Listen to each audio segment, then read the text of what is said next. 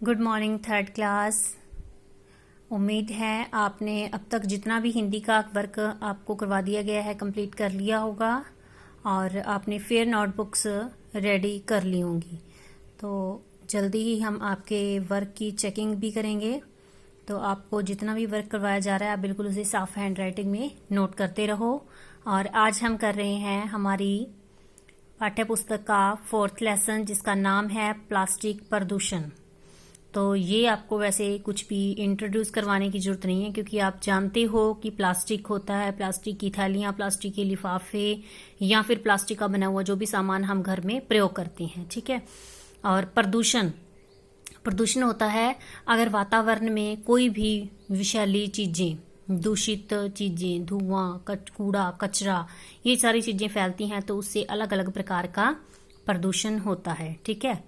और प्रदूषण जो है उसकी समस्या बहुत ही बढ़ गई है, पूरे विश्व में बढ़ चुकी है और हमारे इंडिया में भी बहुत बढ़ चुकी है।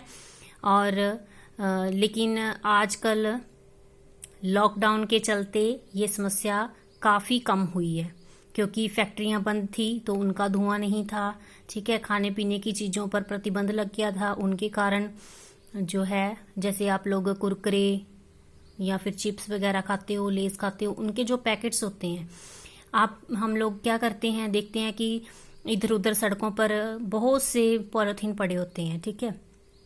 तो उनके कारण प्रदूषण की समस्या बढ़ती है। लेकिन अब वो सब कुछ बंद था। ठीक है। गाड़ियां बंद थी, उनका धुआं नहीं उड़ा, तो उसके कारण ये समस्या काफी हद तक कम हुई है। ठीक है। तो हमें अब ध्यान रखना है कि आगे आने वाले समय में भी कम से कम प्रदूषण हो। तो इस पाठ में बताया गया है कि वातावरण में प्रदूषण के फैलने से किस किस प्रकार की बीमारियां फैल रही हैं, कैसे पशुओं को नुकसान हो रहा है, पक्षियों को नुकसान हो रहा है। तो इस चित्र में जैसे दिखाया गया है कि एक गाय है, ये मरी पड़ी है। ठीक है। क्यों मरी है इसके बारे में ये डॉक्टर बता रहे हैं कि इसने बहुत ज्यादा पॉलीथीन जो है वो खा लिए हैं क्योंकि हमारे यहाँ पर क्या है, आवारा पशु बहुत ज्यादा हैं। ठीक है। जिसमें गायों की संख्या बहुत ज्यादा है। जब उन्हें खाने के लिए चारा या घास नहीं मिल पाता तो वो बेचारी भूख के मारे जो पॉलीथीन पड़े होते हैं इधर उधर उनको खा लेती हैं, जिसके कारण, क्योंकि प्लास्टिक ऐसी चीज है जो पचता नहीं है हमारे शरीर में और उसके कारण उनका जो डाइजेस्टिव सिस्टम है वो खराब हो जाता है और वो मर जाती हैं। तो हमें इस चीज का ध्यान रखना है कि हम दूसरे जानवरों की और पशुओं की, पक्षियों की, सभी की मौत का कारण ना बने। हम इधर उधर कभी भी प्लास्टिक ना फैलाएं और हम डस्टबिन का प्रयोग करें, उसमें ही कूड़ा करकट फेंकें।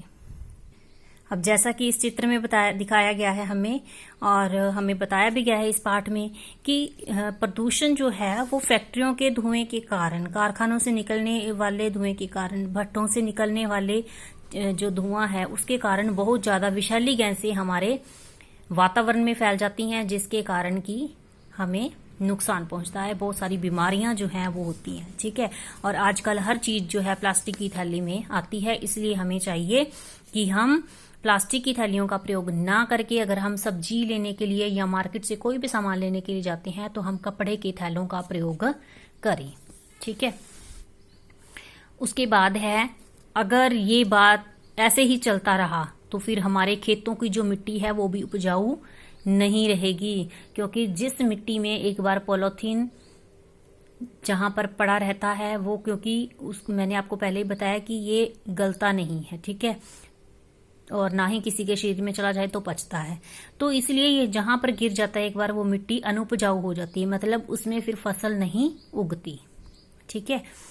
तो इसके लिए हमें सबको क्या करना होगा, कूड़ा करकट नहीं फैलना होगा। ज्यादा से ज्यादा हमें जूट की थैलियों को, कपड़े की थैलियों का प्रयोग करना चाहिए या कागज के बने हुए थैले थैलियों का प्रयोग करना चाहिए। ठीक है। और हमें अधिक से अधिक पेड़ लगाने चाहिए, क्योंकि जितने पेड़ लगाएंगे हम उतनी ही हवा स्वच्छ होगी। अगर गंदगी नहीं फेंकेंगे तो मिट्टी उपजाऊ बनी रहेगी और उससे किसी भी पशु पक्षी की मौत नहीं होगी उसे खाने से।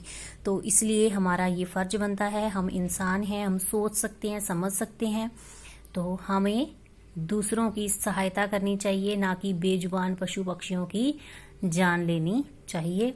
तो मुझे उम्मीद है कि हम सभी ये सीख जरूर अपनाएंगे कि हम यह संकल्प करें कि पॉलीथीन की थैलियों का जीवन में कभी प्रयोग न करें। ठीक है, तो इस पाठ के आपको मैं बुक वर्क और क्वेश्चन आंसर सेंड करूंगी।